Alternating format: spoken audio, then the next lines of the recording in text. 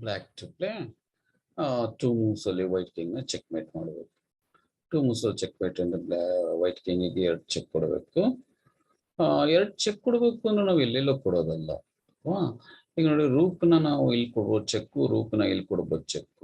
Rook ಇಲ್ಲಿ ಕೊಟ್ಬಿಟ್ರೆ rook ಇದೆ ಕ್ಯಾಪ್ಚರ್ ಮಾಡ್ತಾನೆ. ಇನ್ನೊಂದು ವಿಷಯ, ಇಲ್ಲಿ ನೈಟ್ ಇಂದ ಅಟ್ಯಾಕ್ ಆಗಿದೆ, ಬಿಷಪ್ ಅಟ್ಯಾಕ್ ಆಗಿದೆ. ಹಾಗಾಗಿ ನಾವು ತುಂಬಾ ಕೇರ್ಫುಲ್ ಆಗಿರ್ಬೇಕಾಗುತ್ತೆ.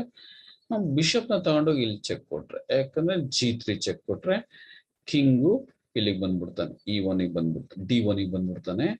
ಮತ್ ಚೆಕ್ ಕೊಟ್ರೆ ಕಿಂಗ್ ತಪ್ಸ್ಕೊಂಡು ಹೊಡೋಗ್ಬಿಡ್ತಾನೆ. 2 ಮೂವ್ಸ್ ಅಲ್ಲಿ ಆಗೋದಿಲ್ಲ. ಹಾಗಾದ್ರೆ ಹೇಗೆ 2 ಮೂವ್ಸ್ ಅಲ್ಲಿ ಚೆಕ್ ಮೇಟ್ ಮಾಡೋದು? ಮಾಡ್ತಾನೆ, ಫಸ್ಟ್ ರೂಕ್ B1 ಚೆಕ್ ಕೊಡ್ತಾನೆ. Rook B1 check. Rook B1 check ಕೊಟ್ಟಾಗ ಕಿಂಗಿಗೆ ಎಲ್ಲೂ ಜಾಗ ಇಲ್ಲ ನೋಡಿ. D7 ಇಲ್ಲ, E7 ಇಲ್ಲ, 2 ಬಿಷಪ್ ಕಂಟ್ರೋಲ್ ಇಟ್ಕೊಂಡಿದ್ದಾವೆ. ಹಾಗಾಗಿ ಕಿಂಗಿಗೆ ಒಂದೇ ಒಂದು ಜಾಗ, ಎಲ್ಲಿ F2. ಕಿಂಗ್ F2 ಫೋರ್ಸ್ಟ್ ಮೂವ್, ಅಲ್ಲಿ ಬರಲೇಬೇಕು. ಇಲ್ಲಿಗೆ ಬಂದ್ರೆ ನೋಡಿ, ಇಲ್ಲಿ ಕಂಟ್ರೋಲ್ ಇಟ್ಕೊಂಡಿದೆ ಈ ಬಿಷಪ್.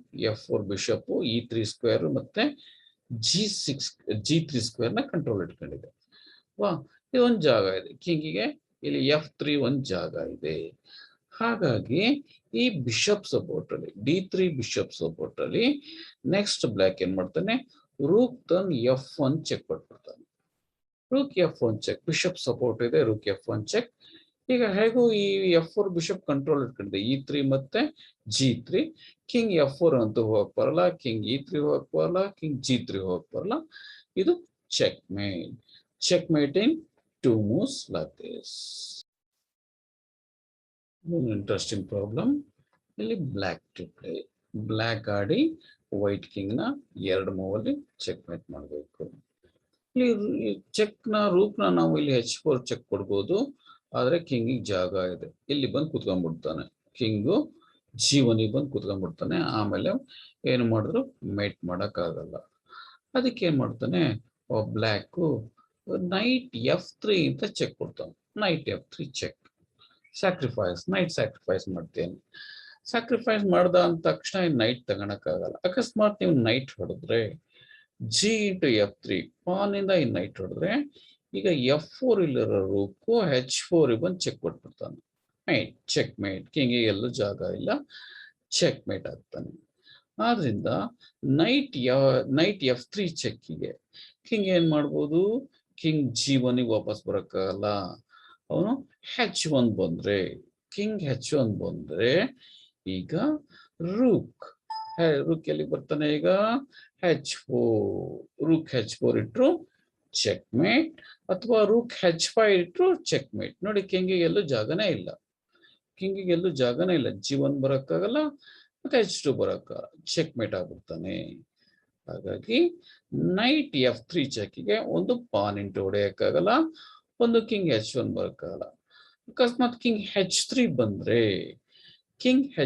ಬಂದ್ರೆ, ಈಗ ಅವನೇನ್ ಮಾಡ್ಬಿಡ್ತಾನೆ, ಈ ರೂಕ್ F4 ರೂಕ್ ಇದೆಯಲ್ಲ, ಅದು ನೈಟ್ ಸಪೋರ್ಟ್ ಅಲ್ಲಿ H4 ಇಟ್ಬಿಟ್ಟು ಚೆಕ್ ಕೊಟ್ಬಿಡ್ತಾನೆ. ನೈಟ್ ಸಪೋರ್ಟ್ ಅಲ್ಲಿ H4 ಚೆಕ್ ಕೊಟ್ಟು ಚೆಕ್ ಮೇಟ್. ನೋಡಿ, ಕಿಂಗಿಗೆ ಜಾಗ ಇಲ್ಲ.